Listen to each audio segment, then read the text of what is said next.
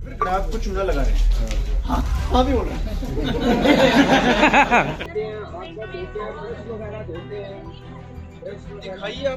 हल्द्वानी के camp office में Kumaon commissioner Deepak Rawat ने आज जन सुनवाई करते हुए फरियादियों की कई सारी महत्वपूर्ण समस्याएं सुनी। उन्होंने बताया आज कुछ अलग प्रकार की समस्याएं उनके समक्ष आई हैं, जिसमें रामपुर रोड के पास एक पेंट बनाने की फैक्ट्री जिससे काफी प्रदूषण निकलता है। आसपास के लोगों ने अब इसकी शिकायत उनसे की तो पूरे मामले में कुछ नया ही मोड़ आया।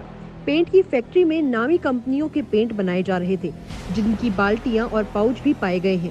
साथ ही कई सारे व्हाइट सीमेंट के कट्टे भी पाए गए हैं। कमिश्नर दीपक रावत खुद फैक्ट्री पहुंचे। उनके साथ city magistrate Richa Singh, GST, नगर निगम, दमकल समेत तमाम विभाग के अधिकारी मौजूद रहे। जहां पर बहुत बड़ी धांधली देखने को मिल रही है।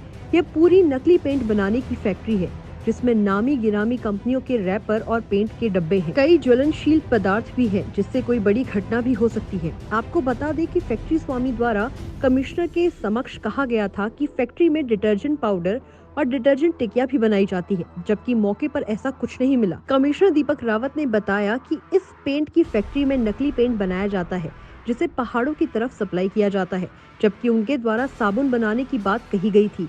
ऐसा मौके पर कुछ भी नहीं पाया गया। भारी मात्रा में ज्वलनशील केमिकल भी पाया गया है, जो रिहायशी क्षेत्र में नहीं होना चाहिए। उनके पास फैक्ट्री चलाने का लाइसेंस भी नहीं है। जीएसटी चोरी भी पकड़ी गई है। ऐसे में पेंट फैक्ट्री को सील करने के निर्देश दे दिए गए हैं। काफी आबादी वाला क्षेत्र होने से ऐसे में कोई अप्रिय घटना भी हो सकती थी। यह मामला काफी संवेदनशील है। ऐसे में वैधानिक कार्रवाई की जा रही है। यहाँ पे जो लोग रहते हैं रामपुर रोड पे, उनकी ओर से कि एक फैक्ट्री चल रही है रिहायशी इलाके में और ये फैक्ट्री पेंट बनाती है।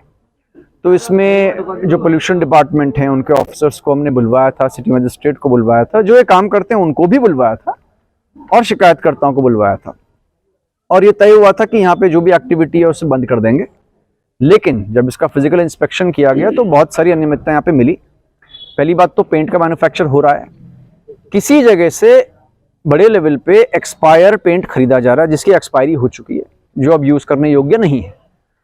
उसी को फिर बेचा जा रहा है नई पैकिंग्स में, जो कि जो कंपनी उसमें लिखी गई है हो सकता है असली हो या ना हो, नहीं कह सकते अभी, लेकिन उस ब्रांड को मिसरिप्रेजेंट करके गलत तरीके से बेचा जा रहा है। दूसरी बात, कंज्यूमर्स को जो माल मिल रहा है वो नकली ही मिल रहा है, मतलब एक्सपायर हो चुका है, तो उनसे भी एक तरह से ठगी हो रही है। लेकिन सबसे बड़ा जो यहाँ पे मुद्दा है वो ये है कि जो ये रॉ मटेरियल यूज कर रहे हैं वो बहुत ही ज्यादा ज्वलनशील है। उसमें आग लगा के देखा भी गया और ये पाया गया कि बहुत ही ज्यादा ज्वलनशील है। फायर डिपार्टमेंट से आपने कोई एनओसी नहीं ली है, फायर डिपार्टमेंट को पता भी नहीं है और बड़े रिस्क यहाँ पे है कि ऐसा हो सकता है। एसिड भी आपने रखा हुआ है, एसिड की भी स्टोरेज बिना परमिशन के अलाउड नहीं है, एसिड का सेल भी बिना परमिशन के अलाउड नहीं है, वो भी इलीगैलिटी है। और जो बिल्स हैं इसमें प्रथम दृष्टया लग रहा है कि जीएसटी के जो टैक्स लायबिलिटी बनेगी वो भी बहुत ज्यादा होगी, जो कहीं लगता नहीं कि हो रही है।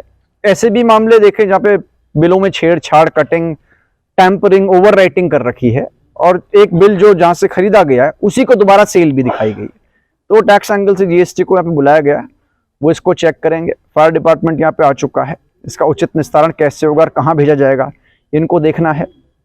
और अगर इसमें कोई और संगीन मामला बनता है आगे जाके तो उस पर फिर मुकदमा भी दर्ज किया जाएगा। तो ज्वलनशील जो पदार्थ उसको कहाँ रखा जाएगा फिलहाल? ये फायर डिपार्टमेंट भी मिलकर तय कर लेगा इसको कैसे भेजेंगे, कहाँ भेजेंगे। यहाँ पे रखना इसको रिस्की है और इनसे कहा गया है कि ये तत्काल ही इस काम को यहाँ से बंद कर दें। रेजिडेंशियल इलाके से ये अलाउड नहीं है और कहीं से भी आपका कोई रजिस्ट्रेशन ये लोग मुझे नहीं दिखा पाए हैं, किसी प्रकार का कोई लाइसेंस भी नहीं दिखा पाए।